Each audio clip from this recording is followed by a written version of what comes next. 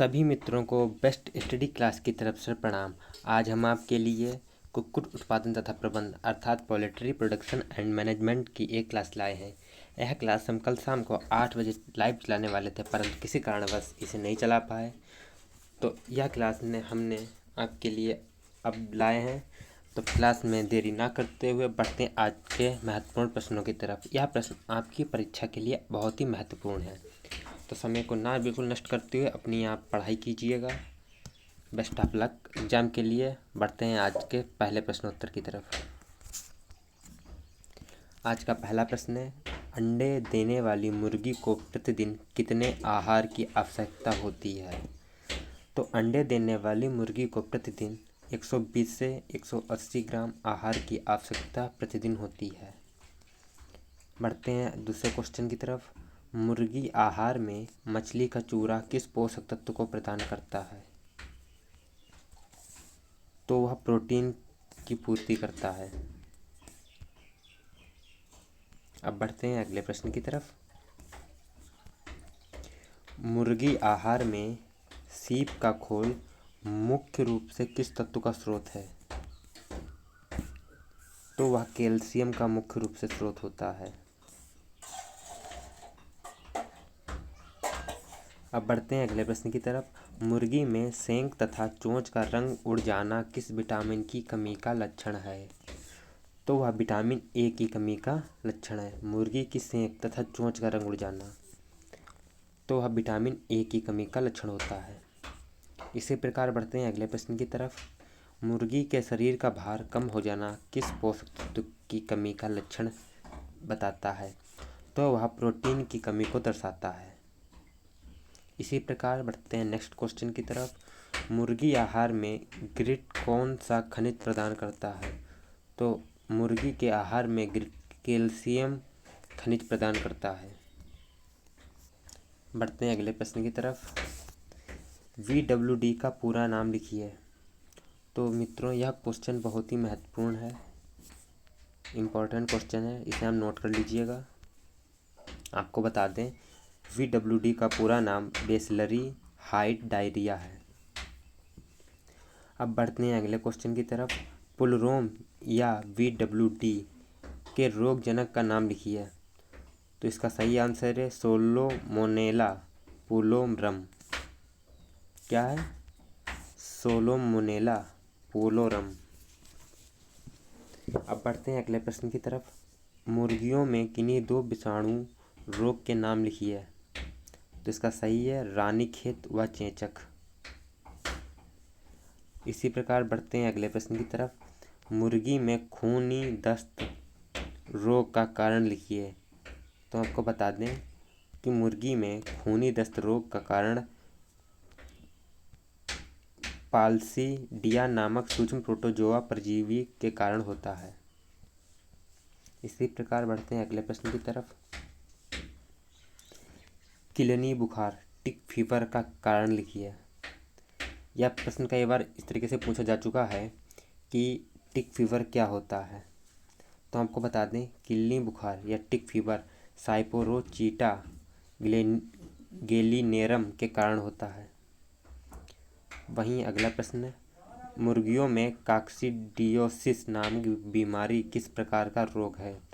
तो वह प्रोटोजोआन नाम की बीमारी के प्रकार का रोग है। इसी प्रकार बढ़ते हैं अगले प्रश्न की तरफ। प्रोटोजोआ जीन शरीर में किस जगह निवास करता है? तो वह बड़ी आंत में निवास करता है। प्रोटोजोआ जीन मुर्गी के शरीर में बड़ी आंत में निवास करता है। अब बढ़ते हैं अगले प्रश्न की तरफ। मिर्गी तथा हीमोफीलिया किस प्रकार के रोग हैं? तो मिर्गी तथा हीमोफीलिया यह पैतृक रोग हैं। अब बढ़ते हैं अगले प्रश्न की तरफ। जिन रोग का कारण निश्चित होता है वे कैसे रोग कहलाते हैं? उन्हें विशिष्ट रोग कहते हैं। और जो रोग क्रियागत का उदाहरण है उन्हें मूर्छा। क्रियागत रोग का उदाहरण है मूर्छा अर्थात बेहोशी, और विकिरणी रोग का उदाहरण है पगलापन। अगला क्वेश्चन है रचनात्मक रोग का उदाहरण क्या है? तो इसका सही आंसर है लकवा और लंगड़ी। बढ़ते हैं अगले प्रश्न की तरफ। चीचड़ ज्वर की इंक्यूबेशन अवधि कितनी होती है? तो वह 7 से 17 दिन तक हो सकती है। अब बढ़ते हैं अगले प्रश्न की तरफ। वायरस को सर्वप्रथम किसने पहचाना? तो वायरस को आइवानोस्की ने 1890 में पहचाना था। अब बढ़ते हैं अगले प्रश्न की तरफ। हाइमन लेयर बड़ी आंत में होने से कौन सी बीमारी होती है? तो व्हाइट हाइपर डिजीज नामक बीमारी होती है, अर्थात WHD नामक बीमारी होती है। अंडे का निषेचन कहाँ होता है? तो अंडे का निषेचन फैलोपियन ट्यूब में होता है। बढ़ते हैं अगले प्रश्न की तरफ। नर पशु का प्रमुख जननांग होता है? तो उसका सही आंसर है अंडकोश। नर पशु का प्रमुख जननांग उसका अंडकोश होता है। अब बढ़ते हैं अगले प्रश्न की तरफ। 6 माह की उम्र पर पशुओं को कौन सा टीका लगाना चाहिए? तो 6 माह की उम्र में पशुओं को FMD का टीका लगाना चाहिए। अब बढ़ते हैं अगले प्रश्न की तरफ। कौन सा रसायन आकर्षित करता है? तो फ्यूरोमोनस नाम का रसायन आकर्षित करता है। पशु प्लेग में क्या प्रयोग करते हैं? तो पशु प्लेग में GTV का प्रयोग किया जाता है। अब बढ़ते हैं अगले प्रश्न की तरफ। नाड़ी गति कम से कम खालिस्तान बार प्रति मिनट ज्ञात करके औसत निकाला जाता है। तो नाड़ी गति कम से कम 3 बार प्रति मिनट ज्ञात करके औसत निकाला जाता है। बढ़ते हैं अगले प्रश्न की तरफ। नाड़ी गति ज्ञात करते समय धमनी पर उंगलियों का खालिस्तान दबाव होना चाहिए? तो अधिक होना चाहिए। अगर अधिक नहीं होगा तो हम नाड़ी गति को नहीं पहचान सकते। बढ़ते हैं अगले प्रश्न की तरफ। नर की अपेक्षा मादा की नाड़ी गति खालिस्तान होती है अधिक। नर की अपेक्षा मादा की नाड़ी गति अधिक होती है। अब बढ़ते हैं अगले प्रश्न की तरफ। प्रौढ़ पशुओं की अपेक्षा छोटे बच्चों की नाड़ी की गति खालिस्तान होती है, तो वह भी अधिक होती है। अब बढ़ते हैं अगले प्रश्न की तरफ। व्यायाम करने पर नाड़ी गति खालिस्तान बढ़ जाती है। अब बढ़ते हैं अगले प्रश्न की तरफ। बीमारी की अवस्था में नाड़ी गति हुआ रहती है, तो बीमारी की अवस्था में नाड़ी गति बढ़ती व घटती रहती है। इसी प्रकार बढ़ते हैं अगले प्रश्न की तरफ। सर्दियों की अपेक्षा गर्मियों में नाड़ी गति खालिस्तान पाई जाती है अधिक। बढ़ते हैं प्रश्न नंबर 34 की तरफ। वैक्सीन में खालिस्तान होते हैं, तो आपको बता दें वैक्सीन में एंटीजन पाए जाते हैं। अब बढ़ते हैं अगले प्रश्न की तरफ। फाउल पावंस बीमारी खालिस्तान द्वारा फैलती है, तो इसका सही आंसर है वायरस द्वारा फैलती है। बढ़ते हैं अगले प्रश्न की तरफ। अंडा देने वाली मुर्गियों में बीमारी नहीं लगती, तो अंडे देने वाली मुर्गियों में फाउल पाउंस नामक बीमारी नहीं लगती है। अब बढ़ते हैं अगले प्रश्न की तरफ।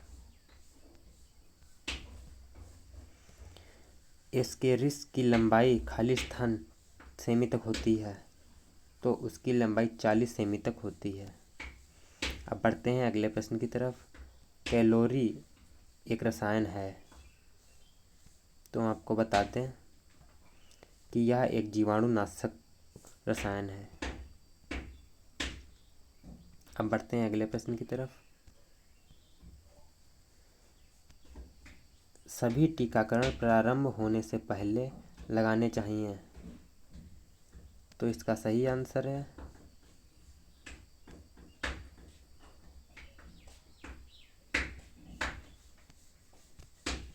सभी टीकाकरण प्रारंभ होने से पहले लगाने चाहिए, तो इसका सही आंसर है वर्षा ऋतु से पहले। अब बढ़ते हैं अगले प्रश्न की तरफ। मुर्गी में श्वसन गति के पास देखते हैं, तो मुर्गी में श्वसन गति गले के पास देखते हैं। अब बढ़ते हैं अगले प्रश्न की तरफ। रुके हुए पेशाब को किसकी मदद से निकाला जाता है, तो उसे कैथेटर की मदद से निकालते हैं। अब बढ़ते हैं अगले प्रश्न की तरफ। मुंह खोलने का यंत्र खालिस्तान कहलाता है, तो उसे माउथ गेज कहते हैं। क्या कहते हैं? माउथ गेज कहते हैं।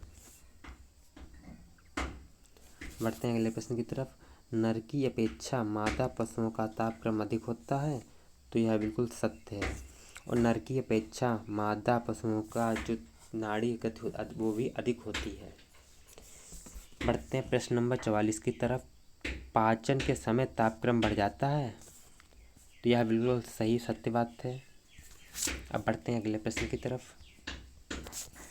शारीरिक जनन के तुरंत पश्चात तापक्रम बढ़ जाता है, सत्य। बढ़ते हैं अगले प्रश्न की तरफ। गर्म वातावरण की अपेक्षा ठंडे वातावरण में शरीर का तापक्रम अधिक रहता है, यह भी सत्य है। बढ़ते हैं अगले प्रश्न की तरफ। नाड़ी गति ज्ञात करते समय पशु बिल्कुल शांत होना चाहिए, बिल्कुल सत्य। पशु के सोते समय श्वास गति बढ़ जाती है, सत्य। रोगग्रस्त पशुओं को वैक्सीन का टीका नहीं दिया जाता है, यह भी बिल्कुल सत्य बात है। बढ़ते हैं अगले प्रश्न की तरफ। रानीखेत बीमारी बारिश द्वारा फैलती है, सत्य।